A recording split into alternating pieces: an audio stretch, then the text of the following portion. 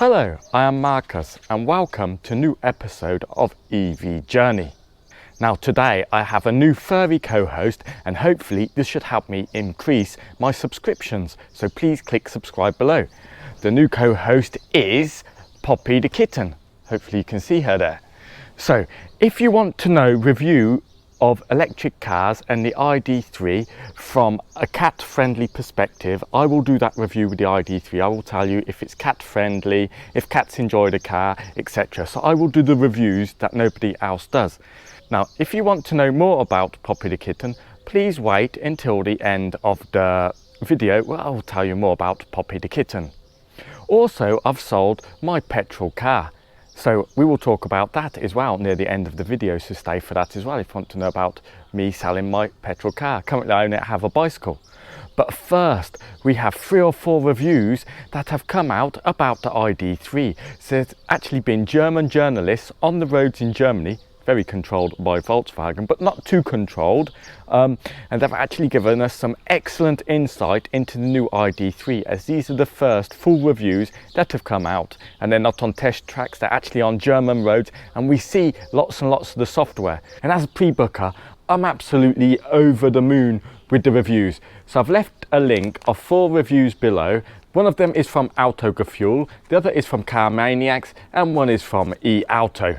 So you may have seen these journalists before on YouTube, and normally they give very good reviews, all of them. So I'm not going to go into every detail about each review and what they said. I'm going to pick out the good, the bad and the ugly, and what my opinions are as a pre-booker. So the first thing, let's just talk about the drivetrain and the actual hardware of the car. Everybody seems to absolutely love it. It seems to be an absolutely fantastic car to drive. It seems to be fun, it's quick in acceleration, it's just, the steering is precise and accurate. It's just the perfect driver's car, and because it's so compact, it will just be amazing on European roads. So this for me is probably one of the most important points. It seems the car's going to be comfortable and fun to drive, and as Autogefühl said, it's probably one of the best EVs on the road at the moment in terms of hardware, the way it drives and the drivetrain, which is absolutely fantastic. Also, another point which I thought was amazing as well was the noise levels. Everybody said how quiet the car was. Even at 150 kilometers on the German Autobahn, the car was extremely quiet. Now this gets me on to my next point about build quality. So at one point they were opening and shutting the door and it just sounded absolutely fantastic. And with the low noise levels, you just know they've got the build quality absolutely spot on.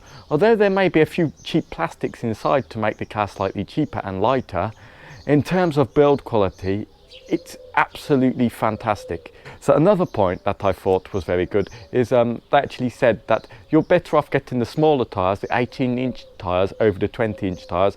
So I'm very happy that I've chosen the first with 18-inch tyres and not the Max with 20-inch tyres. I think I'll have a more comfortable car, it will drive a bit better and it gives me a bit more range because of that. Thomas from Autogefühl, I think that's his name, actually said the car to drive was absolutely superb. So September for me now cannot come quick enough. I'm really looking forward to driving this car. Let's go on to some of the bad points, and let's go on to the first bad point, software. So we've all been a bit worried about software. Now the person from eAuto, he goes a lot into the screen, shows you the software features, and they all do, and from Car Maniacs. So the first thing I'd say, my brother-in-law came to visit us this weekend, and he absolutely hates Volkswagen. When he came to visit me, he said, I can't believe you're buying a Volkswagen. You know, I really hate Volkswagens, and you can have a car with lots of software issues. So he actually sat down with me and watched one of the reviews, and the first thing he said is, why do people keep talking about the software issues? The software seems fine. And that's what he says as somebody who really doesn't like Volkswagen. That is not something I said. But that's the first surprise on the software. It does look quite complete, it does look quite fluid. Probably there's things they can improve, but it definitely looks better than the software in my C4 Cactus ever did. And I'm surprised how well it looks and how finished it looks. I was expecting something not quite so finished, not quite so good, but that doesn't mean the software is amazing. let's split the software into two parts. Let's split it into the part of the tablet and the buttons. And then we'll look at the other thing, the driving assistance. So if we look at the tablet and the buttons to me seem to be an issue. They're tactile buttons and they've got sliders, and the Autogefühl guy, he really doesn't like them, and I think I'm not going to like them. I'm going to leave my final judgment until I actually sit in the car and use them myself. But for example, I've got the MacBook Pro computer, which has got the trackpad, and everybody says it's the best trackpad in any computer, and I can't stand it. I just can't use that trackpad, it's horrible. I can't use trackpad on any computer, and even though my computer's meant to have the best trackpad of any computer on the market, I can't stand it. So I don't think I like these buttons. I think it's really disappointing that they couldn't have put more traditional buttons. They don't need more buttons, but just with more traditional touch and feel. And on the steering wheel, also the buttons, they don't look good. Now, this is not something that's going to stop me getting the car, because I'm much more interested in the way it drives, the fun factor, the way it feels, and other things. It's just something we'll have to put up with. And it's probably something I'll get used to. So that's the first issue, is those horrible buttons. The next thing he said was the software wasn't very intuitive. I mean, to me, when I saw people using it, it seemed intuitive, but I guess it's like with everything, you have to get used to it. But I think he has just reviewed the amazing Polestar 2 and the Tesla. And in the Polestar 2 particularly, the software, the Android software they've got, is absolutely amazing. It's extremely intuitive, it's fast. I mean, it's really, really, really good. So obviously when you compare it to something like that, it's probably not so good. To me, I'm pleased because the software seems much more complete than I was expecting. It seems to have lots and lots of functions and features. The graphics on it seem very nice. Particularly, I like the small screen behind the steering wheel. I think the speed and the information it gives is very clear, very large. It's not too detailed, so that looks fine. If it's not very intuitive, this is normally something you get used to, you know, once you learn the system. And also I expect Volkswagen will concentrate on that and try and fix it. So, you know, the software definitely seems better than I was expecting. But then, when we look at the other part of the software, like the driving assistance, both the Car Maniacs guy and Autogefühl, they were with the car for a long time, and lots of the times they didn't have their hands on the steering wheel. And the Car Maniacs guy, he was using the car along the motorway where it had speed signs. So it went down to 100, then went up to 120, etc. And the car was automatically reading the speed signs, was automatically accelerating, decelerating in what he said was a smooth way, you know, not a sudden juttery way. And he said it was absolutely outstanding. So Volkswagen on the driving assistance, it seems to be absolutely amazing. Another feature I was very impressed with was recuperation. So they said recuperation is very weak, which most EV fans probably do think it's weak compared to other cars. But so you've got mode D, which basically it just coasts, and you've got B, which is meant to be the recuperation in the city. So perhaps in the city, the recuperation could be harder. But one thing I saw was that they've got smart recuperation. So when you're on the motorway and there's a car in front of you and you lift your foot off the accelerator, it will automatically use recuperation to slow down. But if you're on the motorway and you take your foot off the accelerator and there's no cars in front of you, it will coast.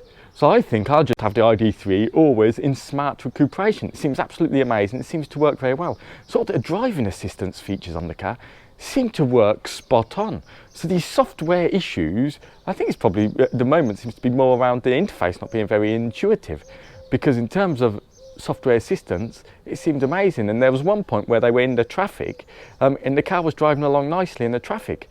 So yes. One thing I'm not too keen on is the gear selector behind the wheel. It seems a bit awkward. Perhaps if they could have incorporated that into like a paddle shifter, would have been better.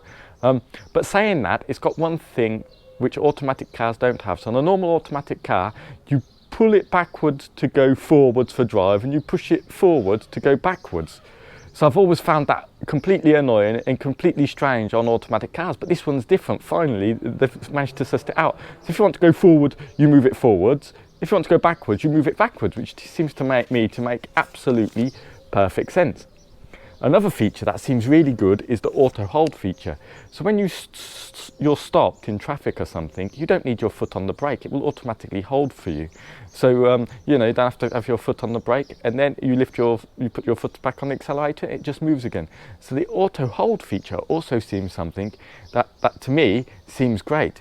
Now, they were all driving the Max version of the car, but the Max version of the car had a blind spot sensor, and it seemed really good. It looked a bit like the indicator light, and you can actually change the brightness of it. So I'm really hoping that my first comes with the blind spot sensor, because that would be really fantastic. I'm not sure, perhaps it's only on the Max, but I've never heard or read any talk about a blind spot sensor being on the ID.3 before. So that's something else to look forward to. Now, fuel consumption, that was very impressive. Now, I know that this was probably a course they had to follow via Volkswagen, so I guess Volkswagen didn't take them over the Black Forest mountain region of Germany, so I guess it was more or less in a flat area, but they were doing highway speeds. They were driving at 150, 160 kilometers an hour for part of it. They had a mix of rural and a mix of city. Even with that, they were getting 16 kilowatt hours per 100 kilometers. So that basically means the car can get over 350 kilometers on normal driving. Now that is just absolutely fantastic. I really think they've nailed it with the drivetrain here, Volkswagen, with the quality, and I'm really looking forward to it. So that's something else I'm very excited about. So the ID.3 seems to be an absolutely amazing car. Not perfect, definitely not perfect, but for me it seems to go above my expectations. Good drivetrain, amazing car to drive, and software that could be slightly better, but parts of the software seem to me to be much better than anyone was expecting, especially the assisted driving features. So all in all, a perfect car with the good quality Volkswagen build quality, and a good interior space. Everybody who drove the car were tall, so you know, fantastic compact car with amazing interior space. So I'm really looking forward to getting mine in September. Now I know you all are waiting to hear the story about Poppy the cat, but just wait a bit longer, you cat lovers who are now all subscribing to my channel, hopefully. What I'd really like to hear is your opinions and comments below, especially if you're a pre-booker, if you're happy with these first reviews, if you're disappointed with the car, if you're even more excited about the car now than you were before. That would be really excellent to know. So please leave your comments below, and I always try my best to reply to all of them, as you know. The comments are the best thing about this. So yes, I sold my petrol C4 Cactus last week, so now all I have is a bicycle. Not slightly true, because I can use my wife's car, and as my brother-in-law's with us for 2 weeks, he's bought his car. But just to say, I absolutely love the C4 Cactus. I did do a drive with it to the Algarve and back and filmed that, so I'm going to put that on here, because this channel is about going from a petrol car to an electric car. Now I've made a decision. If I really hate the ID.3 when I get it, because I'm going to buy it, I don't think that in any way will happen after what I've seen, but if that does happen, I will sell it and get another C4 Cactus. So I thought I'd be sad about selling the C4 Cactus, because I really loved that car. It had a panoramic roof, had nice seats, it was extremely comfortable, one of the most comfortable cars I've ever purchased. So let's talk about Poppy the kitten. I know that's what everybody has been waiting for in this video. So last Saturday, this stray kitten came into our garden, and it was meowing the whole day long. So I tried to give it water or feed it, but it wasn't having any of it. So I thought, well, we don't have any furry animal at home, and with our daughter, we thought it might be nice to have a kitten or a dog or something. So I thought, well, this is a perfect opportunity to get a kitten. So I managed to grab the kitten, and I don't think it was actually a normal cat. It seemed to me to be a kitten of a saber-tooth cat, because when I put my hand on it, it bit into me, it ripped my hand apart, there was blood everywhere, it was horrible. I had to put my hand in disinfectant for 3 or 4 days. So anyway, then I managed to get it again, but with gloves, and I looked at it on the internet how you get stray kittens. So I got it with gloves, and I put it in a cage for 1 day, so we kept feeding it from the cage. The next day I got it out and I was stroking it, and it was purring. It was like the most lovely domesticated cat ever, and now we just couldn't get rid of it. We've had it for a week. It's been vaccinated, it's been to the vet, it's been cleaned up, it's had all the fleas taken out of it. So now we've got a very nice Kitten, and we're very happy because we've managed to rescue a stray cat that just happened to wander into our garden. We don't know where the other kittens are or where the mother is. There only seemed to be one that came into our garden. But we'll have some more videos of Poppy the kitten. So I'd just like to share with you a happy story at the end of this. So now the cat is 100% domesticated. It follows us around the house, it jumps on us, it wants to be stroked, etc. From a saber-toothed tiger kitten, we have gone to fully domesticated kitten. Thank you for watching this episode of EV Journey. Hope you've enjoyed it. It's been a bit different. Please leave your comments below, and don't forget to click subscribe. Bye and thank you.